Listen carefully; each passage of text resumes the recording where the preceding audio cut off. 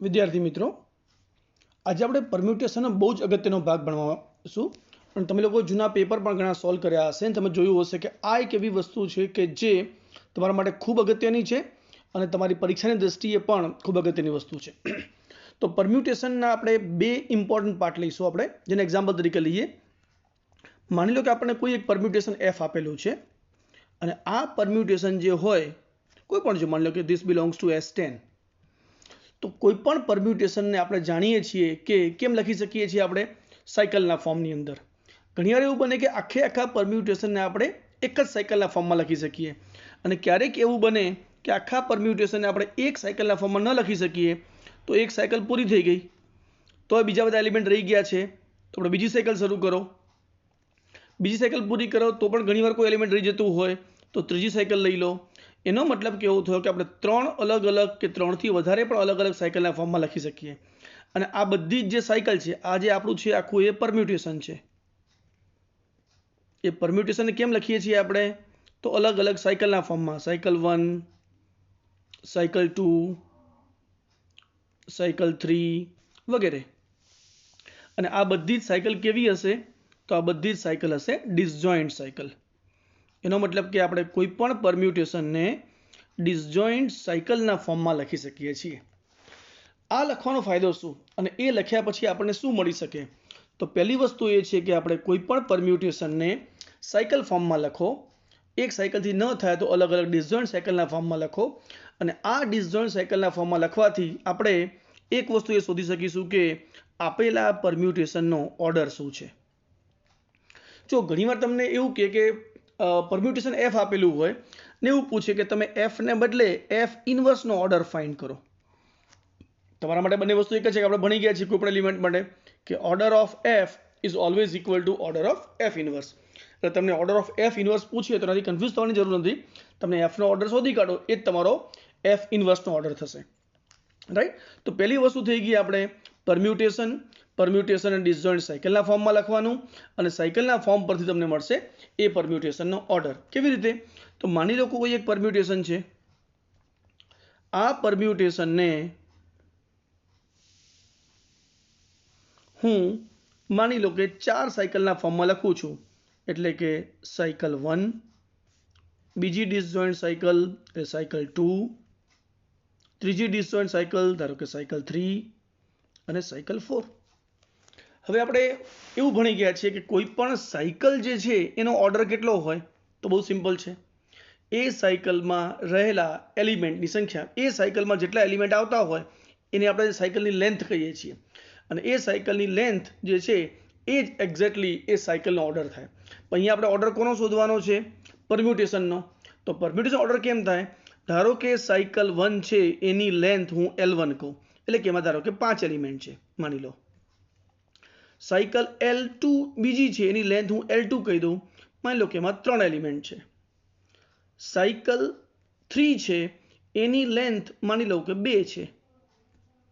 અને ધારો કે સાયકલ 4 છે એની લેન્થને હું L4 કહી દઉં અને એમાંય માની લો કે 2 એલિમેન્ટ છે.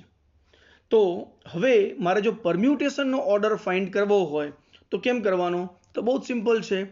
Order of permutation F is equal two પહેલી સાયકલની લેન્થ કેટલી છે? તો L1. બીજી સાયકલની લેન્થ કેટલી છે? L2. ત્રીજી સાયકલની લેન્થ કેટલી છે? L3. ચોથી સાયકલની લેન્થ કેટલી છે? L4. એ તમામને લખી અને એ બધાનો શું લઈ લેવાનું છે આપણે? લિસ્ટ કોમન મલ્ટિપલ, એટલે કે લઘુત્તમ સામાન્ય અવયવ. જો એનો LCM તમે લઈ લો તો L1, L2, L3 અને L4 એ ચારનો જે આપણને LCM મળશે એ જ LCM શું થઈ ગયો? Order of F. અને વિચારો, ઓર્ડર ઓફ એફ લખો તમે કે ઓર્ડર ઓફ એફ ઇનવર્સ લખો, બંને વસ્તુ એક જ છે. એનો મતલબ કે તમે કોઈ પણ પરમ્યુટેશનને રેગ્યુલર ફોર્મમાં લખો, એના પછી સાયકલ ફોર્મમાં લખો, ડિસજોઇન્ટ સાયકલ ફોર્મમાં લખો, દરેક સાયકલની લેન્થ લઈ લો અને એ લેન્થનો LCM લો તો તમને પરમ્યુટેશન એફનો ઓર્ડર મળી જશે. આપણે એક્ઝામ્પલ સાથે જોઈએ હવે.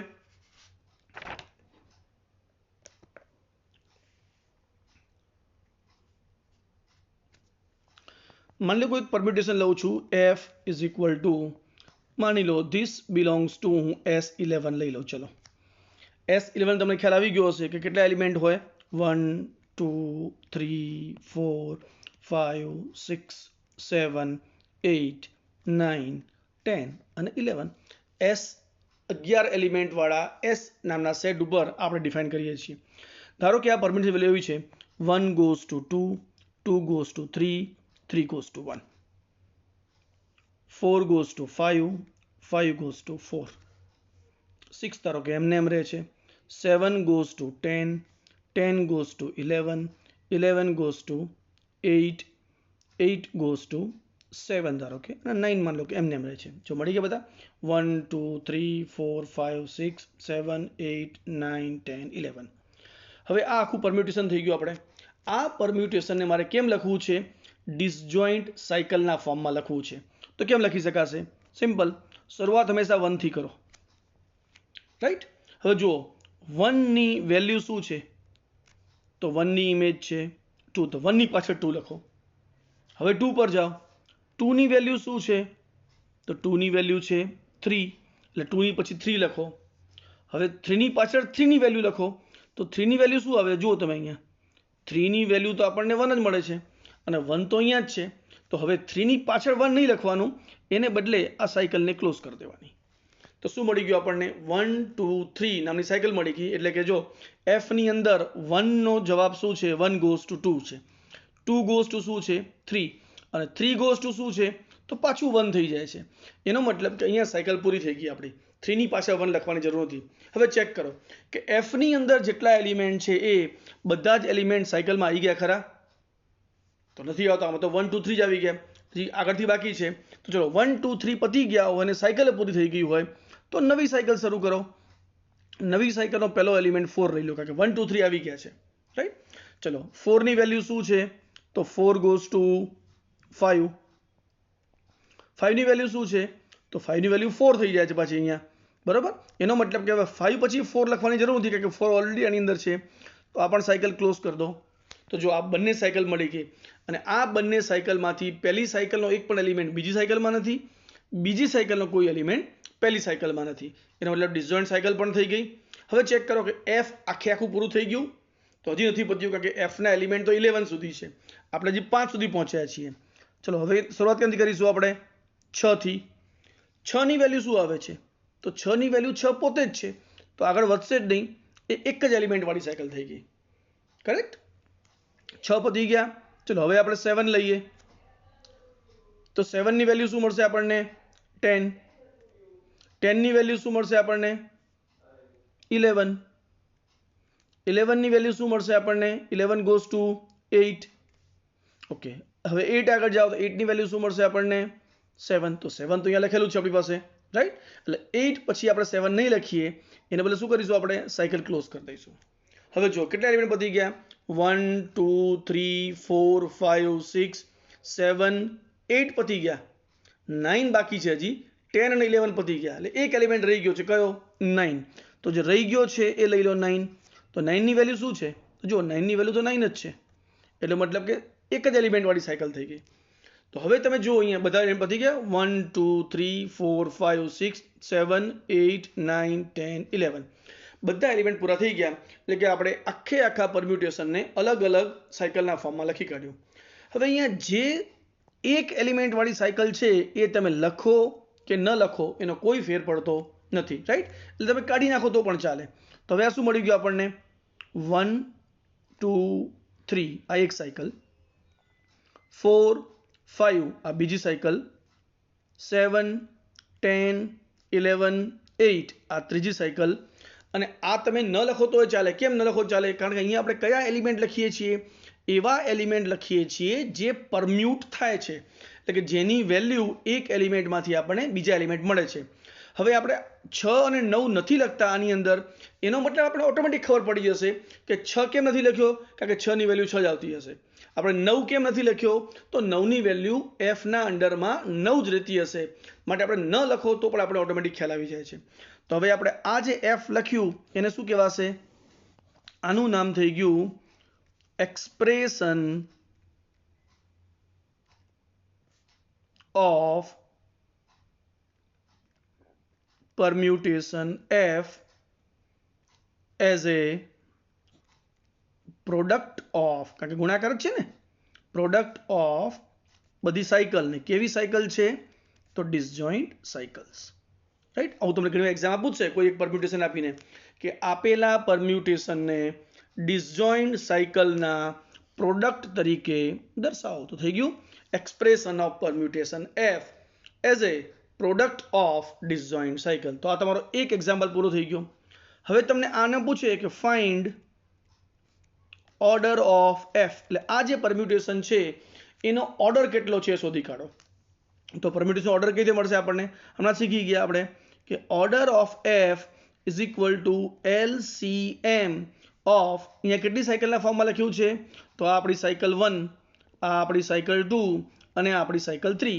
3 ડિસજોઇન્ટ સાયકલ છે. રાઈટ. તો પહેલી સાયકલની લેન્થને L1 કહી દો, બીજી સાયકલની લેન્થને L2 કહી દો અને ત્રીજી સાયકલની લેન્થને L3 કહી દો. તો આપણે L1, L2, L3 મળશે અને એનો શું લઈ લેવાનો છે આપણે? LCM. તો લઈ લો LCM. L1 શું છે? L1 એટલે સાયકલ નંબર 1 ની લેન્થ. આની લેન્થ કેટલી છે? લેન્થનો મતલબ એમાં કેટલા એલિમેન્ટ છે? તો 1, 2 અને 3. એટલે L1 ની વેલ્યુ છે 3. સાયકલ 2 લઈ લો. સાયકલ 2 માં કેટલા એલિમેન્ટ છે? 2. તેની લેન્થ કેટલી થઈ ગઈ? 2. સાયકલ 3 લઈ લો. સાયકલ 3 માં કેટલા એલિમેન્ટ છે? 1, 2, 3, 4. તો સાયકલ 3 ની લેન્થ કેટલી છે? 4. તો વિચારો હવે 3, 2 અને 4 આ ત્રણેયનો LCM કેટલો થાય? લઘુત્તમ સામાન્ય અવયવ, એટલે કે લીસ્ટ કોમન મલ્ટિપલ. તો શું મળશે? અહીંયા આપણને 4 પણ છે. 4 અને 2 નો તો આપણને 4 મળી જશે, પણ જ્યારે 3 અને 4 હોય ત્યારે LCM શું મળશે આપણને? 12. તો શું થઈ ગયો? Order of F is equal two 12. હવે ઘણી વાર તમને શું કરશે? એફ નો ઓર્ડર નહીં પૂછે, તમને કન્ફ્યુઝ કરવા પૂછશે find order of F inverse. હવે જો આપણે જાણીએ છીએ, શું જાણીએ છીએ આપણે? કે order of F is always equal to order of F inverse. Correct. અને એ જો હોય તો જો order of F is equal two 12 હોય તો order of F inverse any value પણ કેટલી મળશે આપણને? 12 જ મળશે. કરેક્ટ. તો આ પહેલો પાર્ટ થઈ ગયો આપણો કે આપણે કોઈ પણ પરમ્યુટેશન આપેલું હોય એ પરમ્યુટેશનને હંમેશા પહેલા કઈ રીતે એક્સપ્રેસ કરો? પ્રોડક્ટ ઓફ ડિસજોઇન્ટ સાયકલના ફોર્મમાં. અને એ થઈ ગયું પછી શું કરો તમે? એના અલગ અલગ સાયકલની લેન્થ પરથી આપણને પરમ્યુટેશનનો ઓર્ડર પણ મળી શકશે. રાઈટ. બીજો એક એક્ઝામ્પલ લઈએ આપણે તમારી પ્રેક્ટિસ માટે.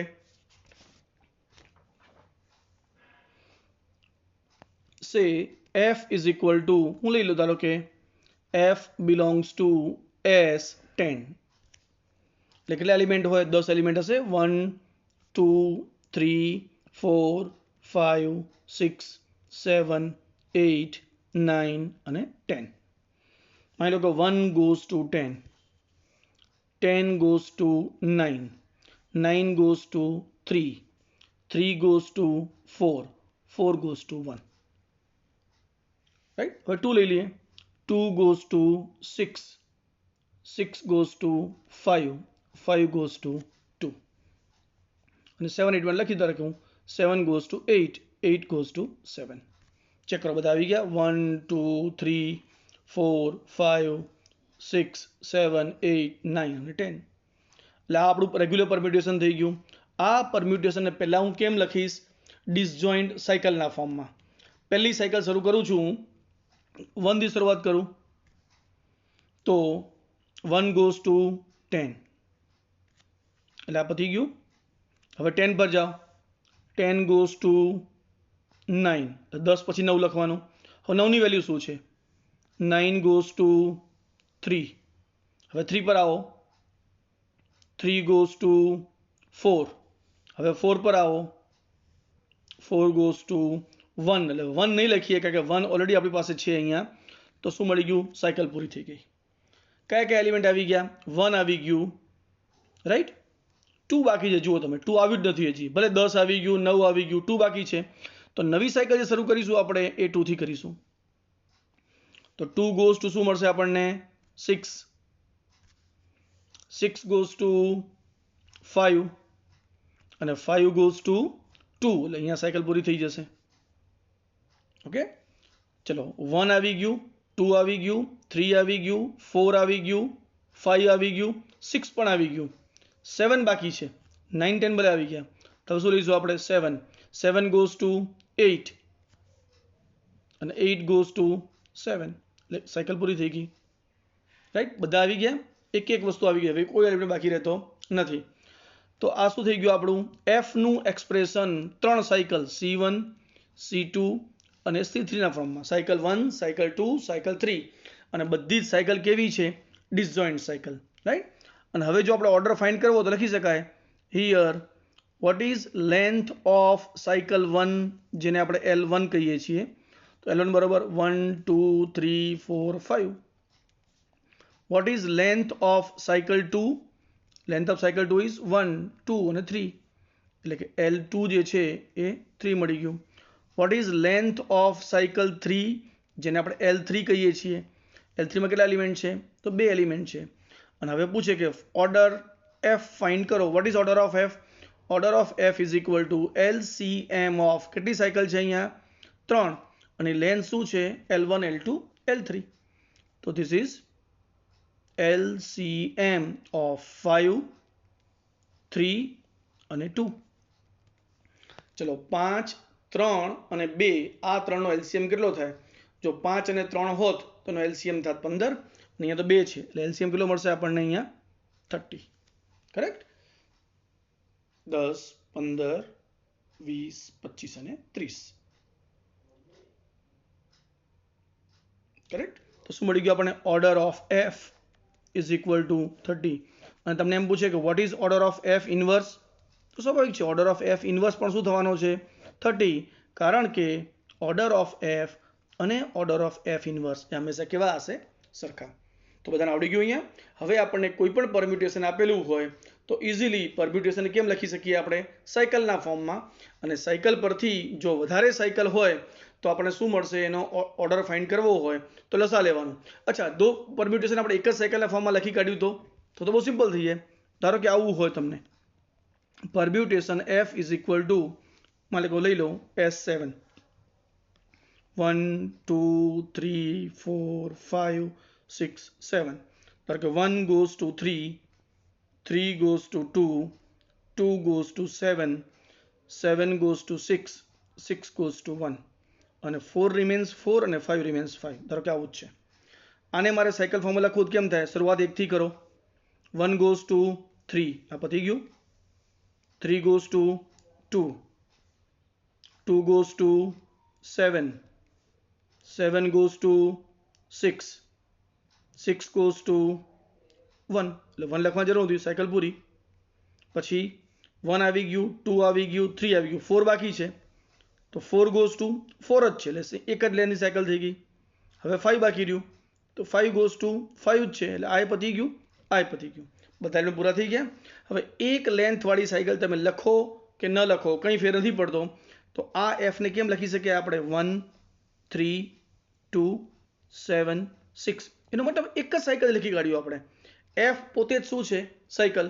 અને આ કિસ્સામાં જો તમારે ઓર્ડર ઓફ f ફાઇન્ડ કરવાનું શું થાય? તો હવે એક જ તો સાયકલ છે તો એની જે પણ લેન્થ થઈ ગઈ એ જ લેન્થ આ ઓર્ડર ઓફ f નો ઓર્ડર થઈ જશે. તો અહીંયા સાયકલ શું છે? Order of f is equal to length of cycle c, કારણ કે એક જ સાયકલ છે અહીંયા તો એક કરતા વધારે છે જ નહીં. અને લેન્થ ઓફ સાયકલ c શું છે? તો 1 2 3 4 5. તો order of 5 is equal two શું થઈ ગયો?